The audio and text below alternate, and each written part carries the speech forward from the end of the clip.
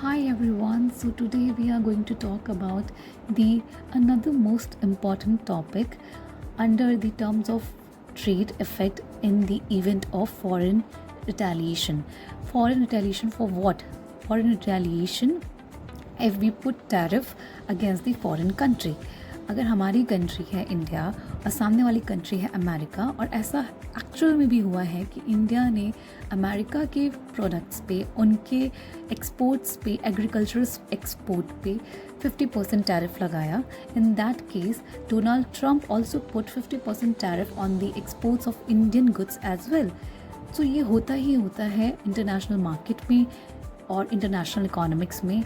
अगर home country जो है वो टैरिफ लगा रही है फॉरेन कंट्री पे, so foreign country would definitely retaliate and वो भी हमारी प्रोडक्ट्स पे टैरिफ लगाएगी. और इन दैट केस हम अपने डोमेस्टिक कंज्यूमर को ज़रूर बचा सकते हैं, बट हमारा जो फॉरेन ट्रेड है और हमारा जो वॉल्यूम ऑफ फॉरेन ट्रेड है वो कम हो जाएगा, कॉन्ट्रैक्शन हो जाएगा.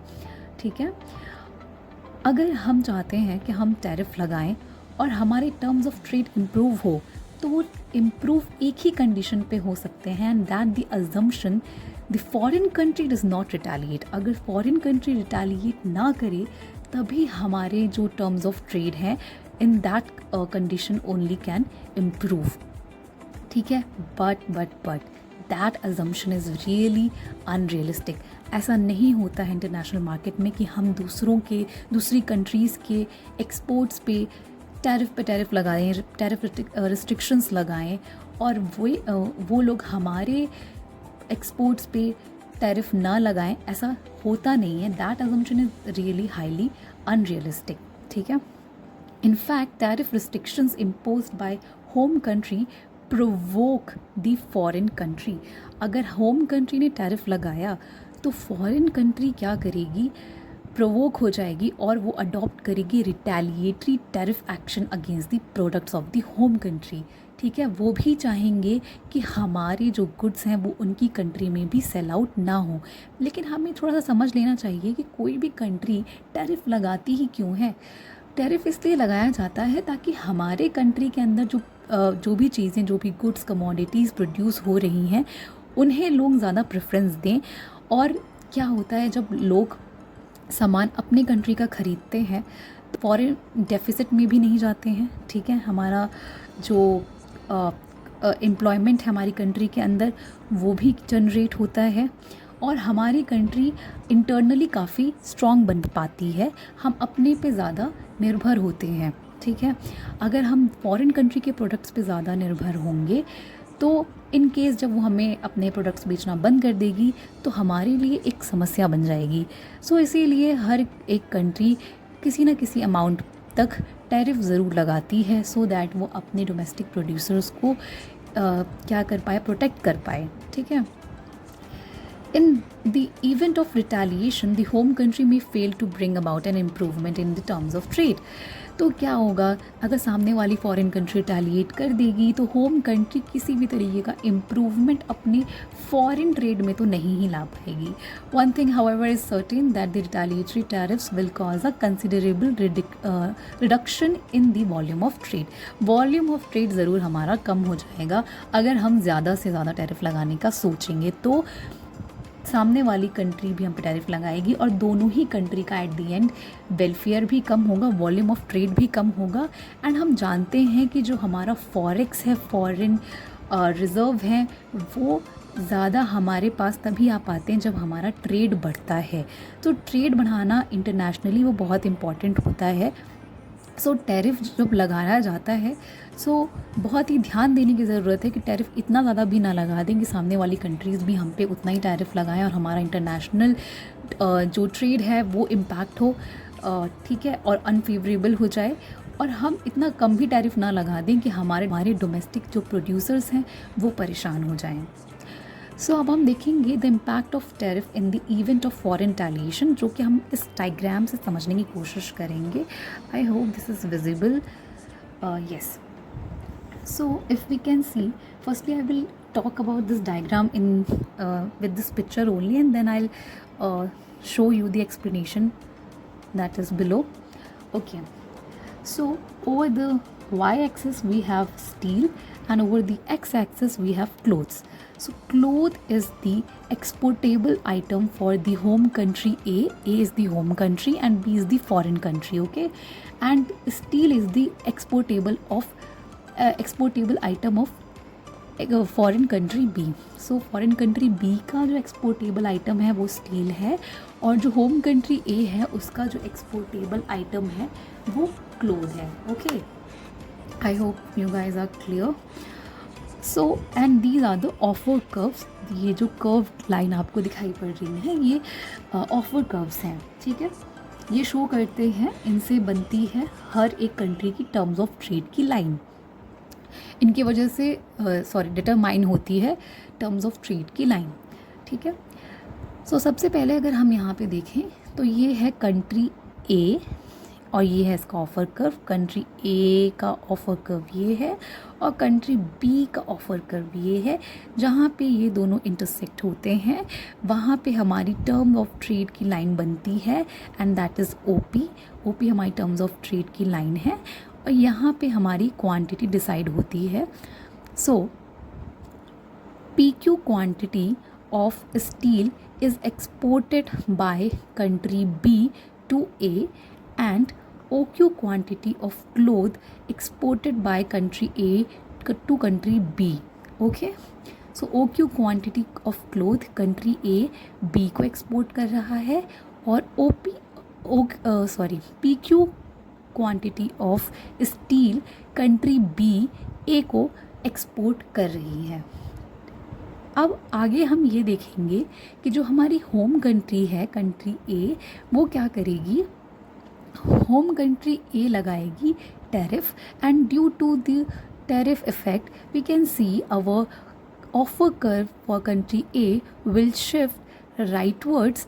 एंड ये एक ये और जो पहली वाली ऑफर कर्व है कंट्री बी की, इसको P1 पॉइंट पे कट करेगी जहाँ पे नई offer curve of country A और old offer curve of country B intersect करेंगे at the point P1.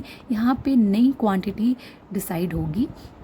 So P1 Q1 quantity of steel now is exported by country B and OQ1 quantity of cloth export by country A to country B. Okay, so ये नई quantity निकल के आई. पहला जो हमारा slope का angle था वो था tan अल्फ़ा, ठीक है, जो हमारी ओरिजिनल पहले वाली टर्म्स ऑफ ट्रेड की लाइन है that is tan alpha. And now the new terms of trade line angle is tan alpha 1. Okay, and now you can see tan alpha 1 is greater than alpha. ठीक है, tariff लगाने के बाद क्या हो रहा है, ये वाला एंगल ज़्यादा बड़ा है. नई terms of trade slope line का एंगल ज़्यादा बड़ा है. इसका मतलब क्या है, इसका मतलब ये है कि सामने वाली कंट्री ने तो कोई रिटेलिएट नहीं किया. बी जो फॉरेन कंट्री है इसका ऑफर कर्व तो यही है, सिर्फ कंट्री ए का ऑफर कर्व शिफ्ट हुआ है. तो इस वजह से जो हमारा जब कंट्री बी रिटेलिएट नहीं कर रहा है, इन दैट केस हमारी पोजीशन सुधरी है. हमारे लिए जो टर्म्स ऑफ ट्रेड की लाइन है वो शिफ्ट हुई है और हमारे लिए फेवरेबल हुई है, और that is why tan alpha is greater than alpha. Now लेकिन ऐसा होता नहीं, हमारा अजम्पशन ये था, रियल लाइफ में ऐसा होता नहीं है कि सामने वाली कंट्री रिटेलिएट ना करे. सो now country B's because due to the retaliation policy क्या होगा, कंट्री बी का भी ऑफर कर्व शिफ्ट होगा और वो कहाँ पे आएगा, बी से B1 आएगा.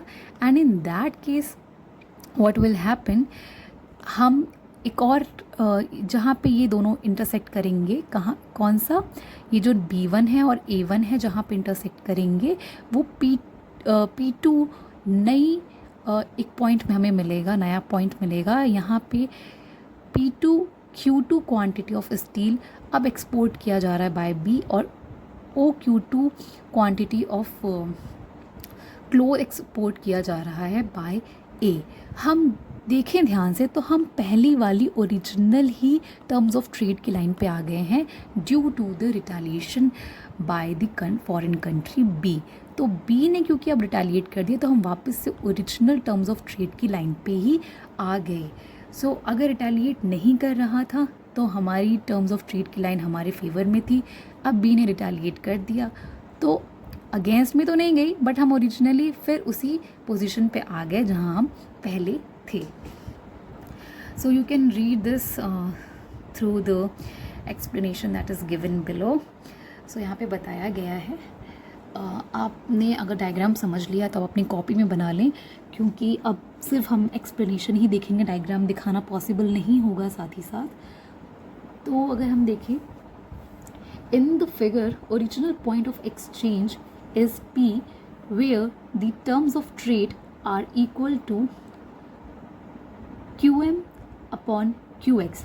QM is the quantity of import and QX is the quantity of export, and that is PQ OQ जो हमने स्टार्टिंग में देखा था। PQ जो कि B एक्सपोर्ट कर रहा है A को, और OQ जो कि A एक्सपोर्ट कर रहा है B को, ठीक है। और जहाँ पे, और जो इनकी ये टर्म्स ऑफ ट्रेड की लाइन है दैट इज़ OP, उसका एंगल क्या था, tan अल्फ़ा था।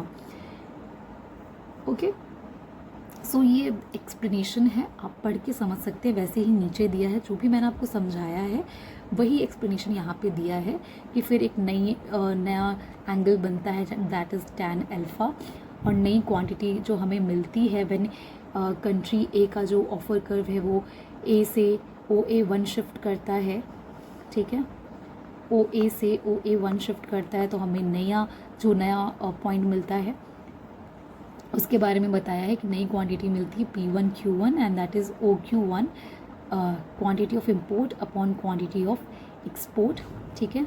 हमारे लिए जो चीज़ एक्सपोर्ट है सामने वाली कंट्री के लिए इंपोर्ट है, और जो उनके लिए एक्सपोर्ट है वो हमारे लिए इंपोर्ट है। तो ये पढ़ के आप बिल्कुल कंफ्यूज मत होइएगा। Now let's come to the conclusion part. मैं थोड़ा सा ऊपर भी स्क्रॉल कर देती हूँ इन केस अगर आपको एक्सप्लेनेशन देखना है तो। So this is the explanation, या so as both the countries resort to tariff, there is contraction both in their exports and imports such that the volume of trade slumps down very significantly, resulting in loss in welfare for both the trading countries. तो हमने देखा जहाँ दोनों की दोनों country tariff impose करती हैं वहाँ हमें कॉन्ट्रैक्शन देखने को मिलता है एक्सपोर्ट्स एंड इम्पोर्ट्स दोनों में, एंड दैट इज़ वाई हमारा वॉल्यूम ऑफ ट्रेड जो है वो गिरने लगता है, वो कम होने लगता है, एंड साथ ही साथ वेलफेयर जो है दोनों कंट्रीज़ का वो भी कम हो जाता है। A regime of tariffs and more particularly that of retaliatory tariffs slashes drastically the volume of trade and welfare without assuring an improvement in the terms of trade. So terms of trade में कोई improvement नहीं आता है, बल्कि volume of trade and welfare दोनों country का कम हो जाता है in case of in regime of tariff. इसीलिए हमेशा फ्री ट्रेड की मांग होती है। हमने देखा होगा हमेशा कहा जाता है कि फ्री ट्रेड को प्रमोट करना चाहिए, आसियान कंट्रीज़ जो हैं वो फ्री ट्रेड को प्रमोट करें, फ्री ट्रेड पॉलिसी बननी चाहिए ताकि हर कंट्री एक दूसरी कंट्री में अपना एक्सपोर्ट ईज़िली कर पाए और ये ज़्यादा टैरिफ वॉर्स ना शुरू हो जाएं कंट्रीज़ के बीच में। If both the countries A and B reduce or remove tariffs, the point of exchange will shift back to P, where the countries will have a larger volume of trade and higher level of welfare while the terms of trade remain unchanged. तो अगर दोनों ही country remove कर देती हैं tariff को तो वो अपने original point that is the point P पे आ जाएंगे, और जहाँ पे जो वॉल्यूम ऑफ ट्रेड होगा वो ज़्यादा होगा। As you can see OQ quantity is more than the OQ1 and OQ2, and in the same way PQ quantity is more than P1Q1 and P2Q2. So हम हमेशा चाहते हैं और हमेशा प्रमोट करते हैं फ्री ट्रेड पॉलिसी को, but at the same time हमें अगर हमारी कंट्री स्मॉल है तो हमें अपने डोमेस्टिक प्रोड्यूसर्स के बारे में भी सोचना पड़ता है, और फॉर दैट केस हम एंड फॉर दैट मैटर हम टैरिफ लगाते हैं। So this is all about the terms of trade effect in the event of foreign retaliation. If you guys have any doubt, you can definitely comment, and thank you very much.